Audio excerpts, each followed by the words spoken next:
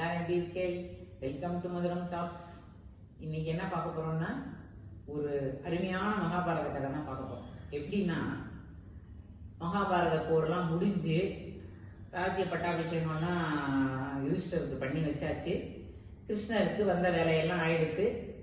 அவர் வைகுண்டம் கிளம்புறதுக்கு முன்னாடி அவர் கூடவே ஒரு முனிவர் இருக்கார், உத்தம முனிவர். அவர் கேட்கிறார், உனக்கு ஏதாவது வேணுமா முனிவரே, என் கூடவே இருக்கேன், உங்களுக்கு ஏதாவது கொடுத்துட்டு போறேங்கிறார். அவர் ஒன்றும் வேண்டாங்கிறார். இல்ல பரவாயில்ல கேளுங்கும் போது அந்த முனிவர் கேட்கிறார், கிருஷ்ணா உனக்கு தான் எல்லாமே தெரியுமே, நீ இந்த பாரத போர் நடக்காமையே பார்த்துட்டு இருக்கலாமேங்கிறார். அப்போ கிருஷ்ணர் சொல்றார், ஒரு மனுஷனுக்கு யோசிக்கிற புத்தி, தெரியாததை தெரியாதுன்னு ஒத்துக்கிற புத்தி இல்லைன்னா இப்படிதான் வரும், அவஸ்தைப்படணும். அதுக்கு உதாரணம் தர்மர் தான். யுதிஷ்டன் என்ன பண்ணினா, துரியோதனை சூதாட்டா கூப்பிடும் போது எனக்கு தெரியாது துரியோதனான்னு சொல்லியிருக்கணும். இல்லைன்னா யோசிச்சிருக்கணும், இவன் எதுக்கு கூப்பிடுறான், இதுக்கு முடிவு என்ன ஆகும், இவன் யாரு என்னன்னு அவனுக்கு தெரிஞ்சு ஆராய்ச்சி பார்த்து பதில் சொல்லியிருக்கணும். தெரியாததை தெரியாதுன்னு ஒத்துன்னு இருக்கணும். அதுவும் பண்ணல. துரியோதனை சகுனிய முன்னாடி வச்சு விளையாடினான். தர்மர் இவன் சைடுக்கு யாருக்கு விளையாட தெரியுமோ அவளையான வச்சு சூதாட்டம் ஆடி இருக்கணும். அதுவும் பண்ணல.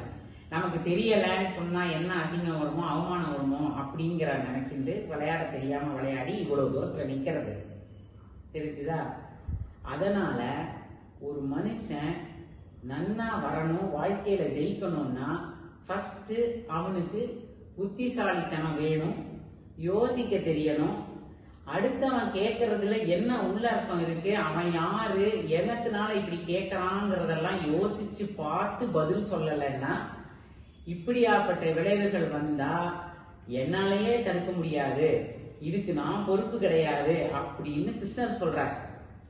எல்லாருக்கும் தான் சொல்றார், முனிவருக்கு மட்டும் சொல்லல, பாரத போருக்கு மட்டும் சொல்லல, நம்மளுக்கும் சொல்றார். யார் எது கேட்டாலும் அவளுக்கு நம்மளால முடியுமா, அந்த வேலை நமக்கு தெரியுமா, எல்லாத்துக்கும் தலையாட்டிட்டு கடைசியில முடிக்க போறோமே அப்படின்னு யோசிச்சு பார்த்து செய்யலைன்னா அவஸ்தைப்படணும் அப்படிங்கிறது இந்த மகாபாரத கதை மூலமா நமக்கு கிருஷ்ணர் விளக்கிட்டார்.